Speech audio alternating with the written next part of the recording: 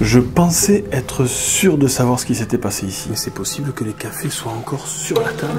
Regardez, il me semble que c'est quoi ça? C'est du 9 mm. Mais il s'avère que je vais faire ici d'étranges découvertes.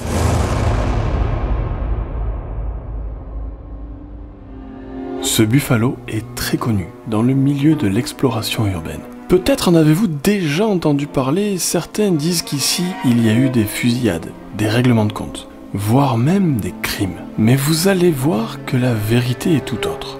J'ai bien évidemment mené mon enquête et au cours de cette vidéo, je vais vous révéler les informations que j'ai obtenues.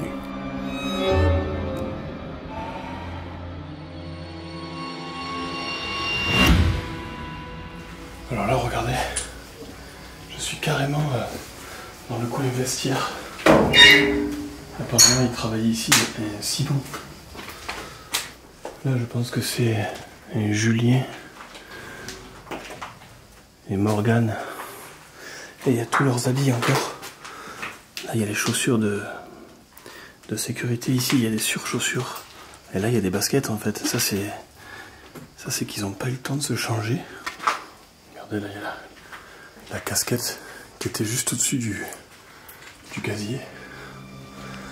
Et là, il y avait plein de décorations de Noël. Et de ce que je sais, il a pris feu en décembre de l'année 2020, il me semble. Et je pense que ce sont les décorations de Noël qui ont mis à mal ce Buffalo Grill. Il faut toujours faire attention à ne pas faire de déduction trop rapide. Regardez, là, il y a encore une paire de chaussures de filles avec une chaussette. Il y a une jean également. Je pense sincèrement qu'ils ont dû partir sans avoir pris même le temps de se changer. On arrive dans des pièces que théoriquement nous ne devrions pas connaître. C'est la buanderie sûrement. Ouais, c'est des machines à laver. Et là on arrive dans le bureau.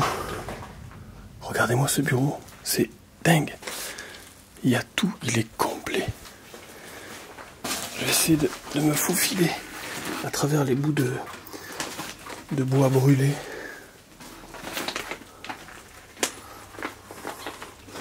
Là, il y a une petite pièce, je sais pas ce que c'est les toilettes. Oh, regardez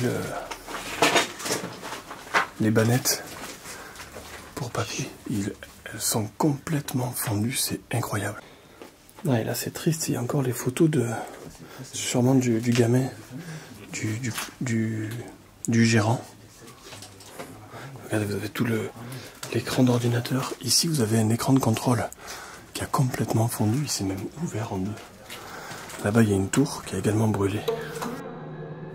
Dans ce bureau encore rempli des souvenirs de l'ancien gérant de cet établissement, j'ai essayé de chercher des informations, des indices, en consultant les documents qui étaient là à ma disposition. Mais mis à part des relances de fournisseurs ou quelques bulletins de salaire, je ne vais strictement rien trouver concernant le drame que ce lieu a subi. Ce n'est donc pas ici qu'il faut que je cherche. Mais je ne perds pas espoir.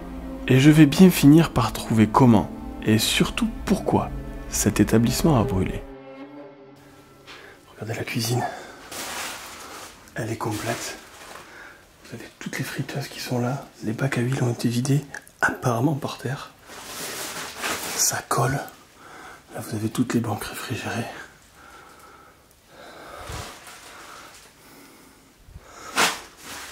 Oh putain, c'est dégueulasse.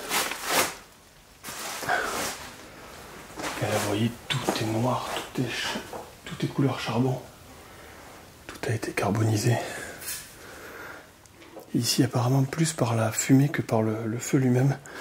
Bien qu'on voit du plastique fondu.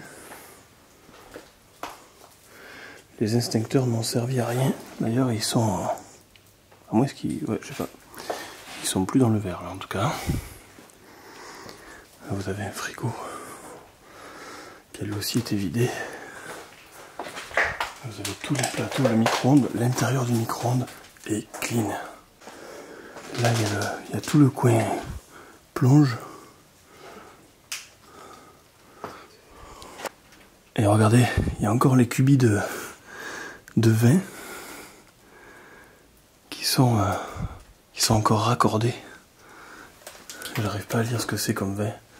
Ça doit pas être de la grosse qualité. Et là, c'est quoi ça? Ah, c'est des rince-doigts. Ok. C'est dingue, il y a tous les fascicules, il y a toutes les cartes. Il y a encore plein de choses, c'est vraiment dingue. Et nous voilà à présent dans la salle de restauration. Et là, regardez, il y a la petite borne de service, c'est ici qu'il devait y avoir les couverts, les serviettes. Et là, vous voyez, il y a le sel, la mayonnaise, la moutarde, le ketchup. Tout est là. Dingue quand même. C'est vraiment dingue.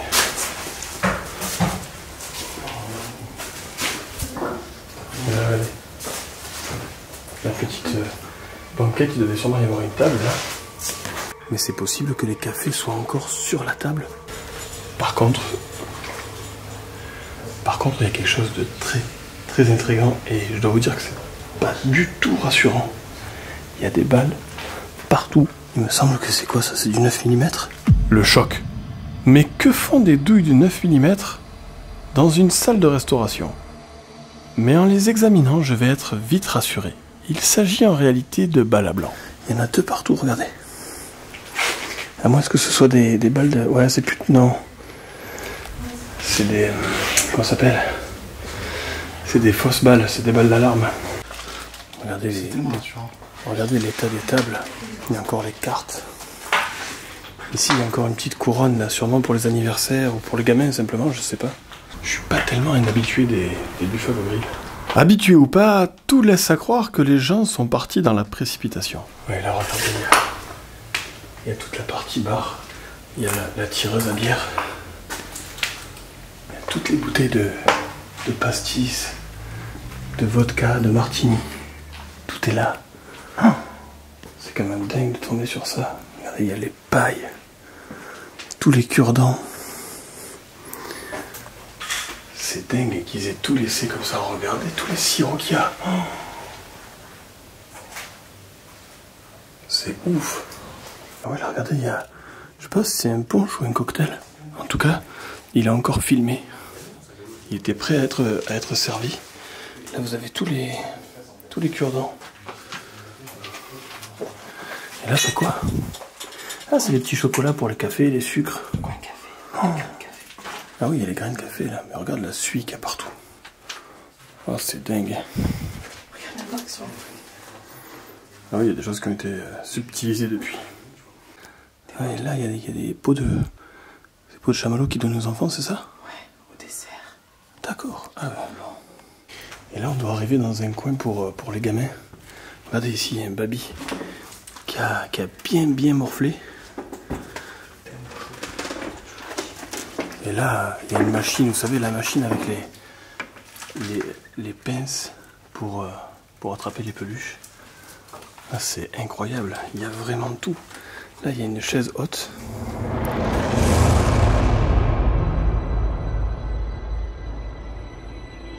J'ai fait plusieurs fois le tour de ce restaurant dévasté, à la recherche d'informations ou d'indices sur ce fameux incendie.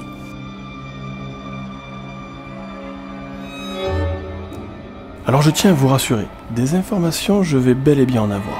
Mais ce n'est pas ici, en arpentant ce restaurant complètement délabré, que je vais les obtenir. En revanche, ce dont on peut déjà être sûr, c'est que la théorie sur la fusillade est complètement fausse. Comme vous avez pu le voir, il s'agissait en réalité de balles à blanc. Il va donc me falloir faire preuve de persévérance pour obtenir ces informations.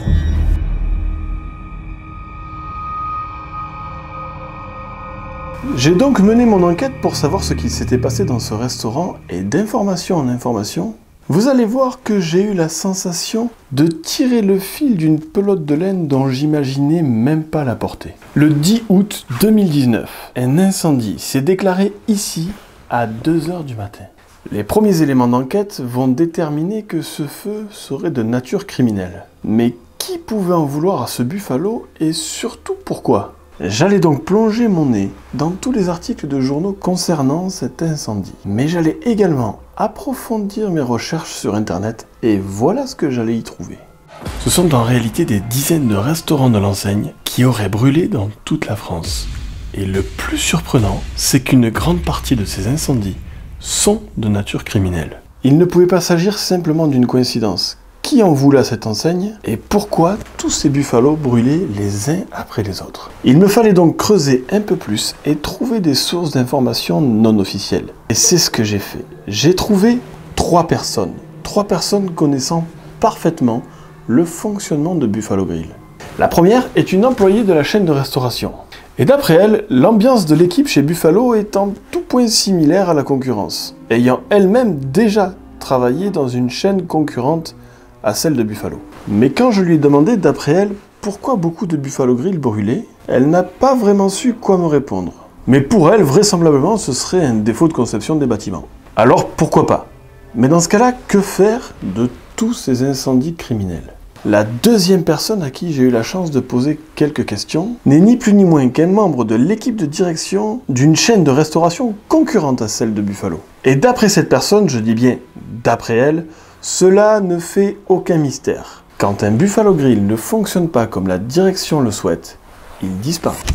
Alors personnellement, en entendant ces propos, j'ai été choqué et très mal à l'aise. Et puis je me suis dit qu'il s'agissait quand même d'un concurrent. Il avait très probablement tout et gagné à laisser courir ce genre de bruit. En revanche, ces arguments étaient précis et détaillés. Malheureusement, je ne pourrais pas vous faire mention ici, sous peine moi-même de m'exposer à des sanctions juridiques pour des propos dont je ne suis absolument pas le garant.